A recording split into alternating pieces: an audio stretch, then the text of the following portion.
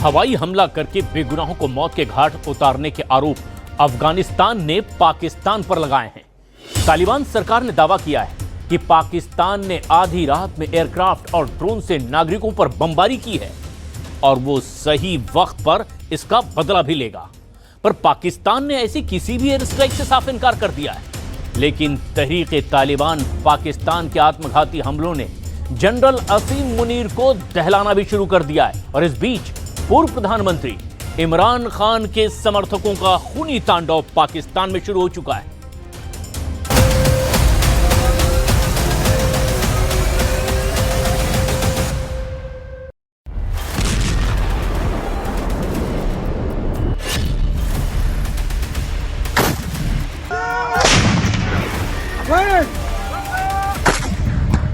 Fire!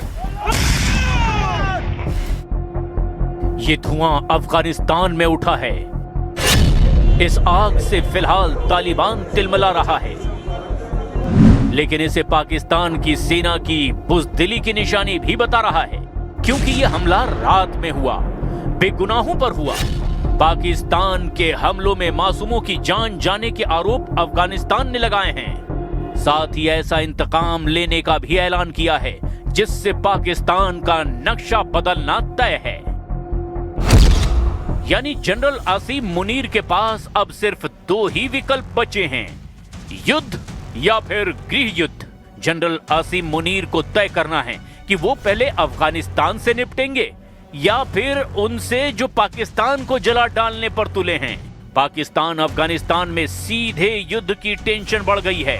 Pakistan के पूर्व प्रधानमंत्री इमरान खान की मौत के अटकलों के बाद अब गृह युद्ध की आग भड़कने का खतरा मंडराने लगा है। पाकिस्तान में 4 नए विद्रोही ग्रुप रावलपिंडी के जनरलों के जानी दुश्मन बन गए हैं। पाकिस्तान के पूरे 4 के चारों सूबों में बाकी ग्रुप गुस्से में उबल रहे हैं।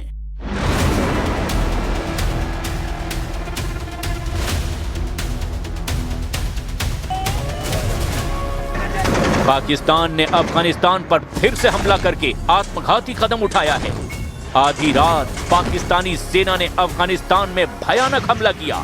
इस्लामिक अमीरात अफगानिस्तान के प्रवक्ता ज़बीहुल्लाह मुजाहिद के मुताबिक 25 नवंबर की रात करीब 12 बजे खोस्त के गुरबुज जिले में मुगलगई में अंधाधुंध बम बरसाए गए।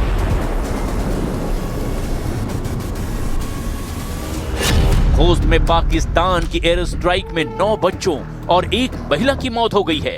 तालिबान ने आम नागरिकों के घरों को निशाना बनाने का आरोप लगाने के साथ ही साथ आसिम मुनीर से बदला लेने का भी अब ऐलान कर दिया है। अफगानिस्तान दौलस खावरे दिफा अफगानिस्तान इस्लामी इमारत शरई वजीबा गणल कीगी और द हर मुतजाविज पर वड़ांदे बा अल्लाह जल जलालहु को मरस्ता और द खपल वलस को मलाकर बांधे लखा दिफा को। तालिबान की धमकी के बाद पाकिस्तान ने खोस्त हमले से पल्ला झाड़ लिया है। पाकिस्तानी सेना के लेफ्टिनेंट जनरल अहमद शरीफ चौधरी ने कहा, पाकिस्तान ने अफगानिस्तान पर हमला नहीं किया। पाकिस्तान कभी नागरिकों को निशाना नहीं बनाता है। जबकि तालिबान प्रवक्ता मुस्तफिर गुरबुज ने पुष्टि की कि हमला पाकिस्तान ने ही किया है। गुरबुज ने हवाई हमले में जंगी जेट और ड्रोन के इस्तेमाल की भी पुष्टि की है। तालिबान के मुताबिक खोस्त के साथ ही पक्तिका में भी पाकिस्तान ने बारूद बरसाया है। मतलब दा چې د کې د تنمو سنور د ناشنا خلک نشته دا ټول د څاګي اوسیدونکو دا یو شخصي کورو او په دې باندې برید وشو. پاکستان به رحمانه بریدونه کوي او ملکی کورونه ولیو تلفات خلکو تاړي د باري تاسو نه ټوله خوځیدل 2 منزله کورو او ماشومان هغه مطلب دا زخمیان او 2 منزله آبادی د منزله اړه دلته موږ غیر خلک نشته نه پوسټ شته ده او نه مطلب د ناشنا خلک مسشته.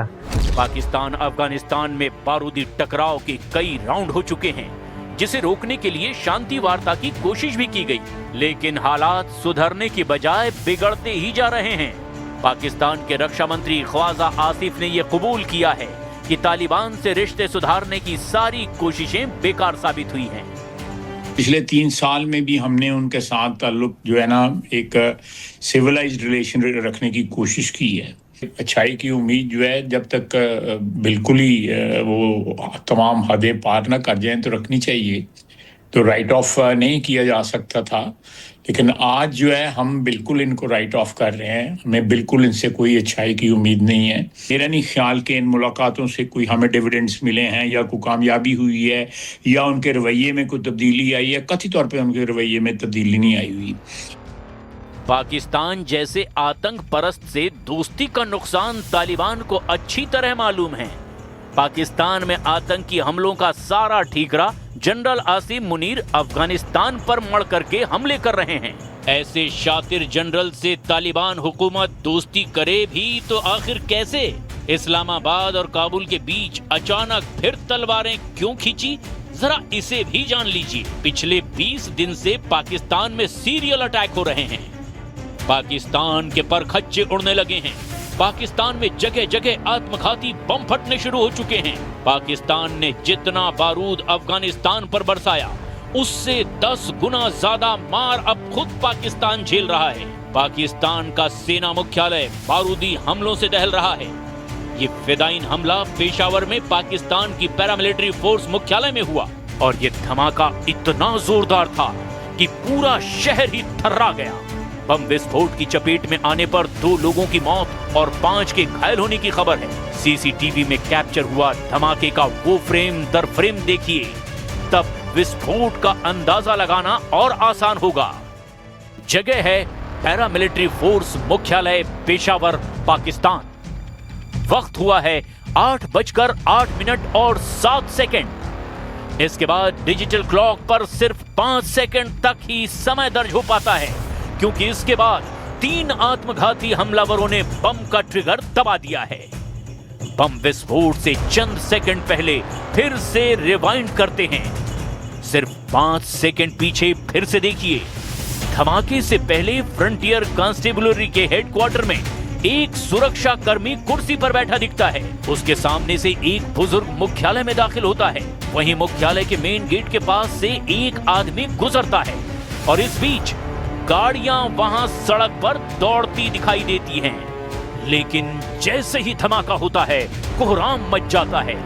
आग का बवंडर उठता है, धूल और धुआं फैल जाता है। राहगीर जो बम धमाके से पहले बहुत दूर निकल आया था वो भी घायल हो जाता है।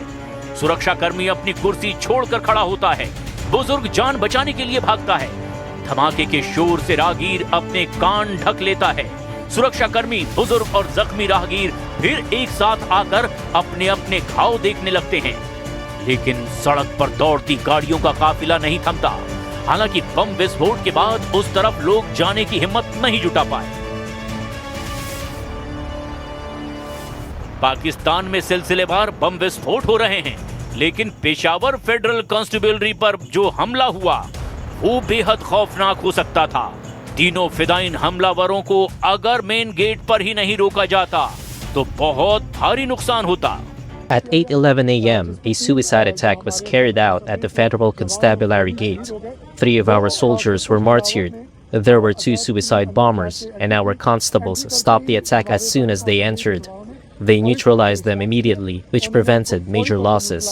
3 personnel were martyred and 2 were injured.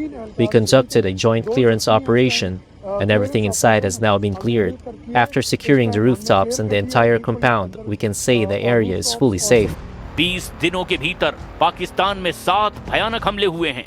ज्यादातर हमलों के निशाने पर पाकिस्तान के सुरक्षा बल हैं। पेशावर सुसाइड बम धमाके की जिम्मेदारी अब तक किसी ग्रुप ने नहीं ली, लेकिन पाकिस्तान ने बम विस्फोट के आरोप अफगानिस्तान तालिबान पर लगा दिए हैं। हालांकि पाकिस्तान में 4 नए फाइटर ग्रुप के नाम सामने आए हैं, जिनके हमले का स्टाइल हूबहू तहरीक तालिबान पाकिस्तान जैसा है। पाकिस्तान के काल बन चुके 4 नए ग्रुप की डिटेल ये रही। दिफात कुद्स नाम का संगठन कुद्स फोर्स के पैटर्न पर बना बताया जा रहा है। 31 अक्टूबर 2025 को टेलीग्राम पर इस ग्रुप का चैनल बनाया गया। संगठन ने पाकिस्तान के बन्नू में 2 हमलों की जिम्मेदारी ली। इस ग्रुप ने पाकिस्तान की सरकार पर इजराइल का अच्छे से विरोध न करने के भी आरोप लगाए हैं। दूसरे ग्रुप का नाम अंसार अल जिहाद है। ये तहरीक तालिबान पाकिस्तान का प्रॉक्सी ग्रुप माना जा रहा है, जिसका प्रवक्ता अब्दुल्ला अंसारी है। 30 अक्टूबर से अब तक कई जगहों पर अंसार अल जिहाद ने हमले की जिम्मेदारी भी ली है। पाकिस्तान में नया बना तीसरा ग्रुप है तहरीक-ए-लाबिक पाकिस्तान फोर्स। इसे पाकिस्तान की एक राजनीतिक पार्टी से जोड़ा जा रहा है, जबकि ग्रुप ने दावा किया कि वो किसी पार्टी का हिस्सा नहीं है। तहरीक-ए-लाबिक पाकिस्तान के पंजाब सूबे में एक्टिव है, जिसे पंजाब में टीटीपी के बढ़ते दबदबे का सिग्नल कहा जा रहा है। जनरल आसिम मुनीर की चौथी मुसीबत का नाम इस्लामिक अमीरात प्रोटेक्शन फोर्स है।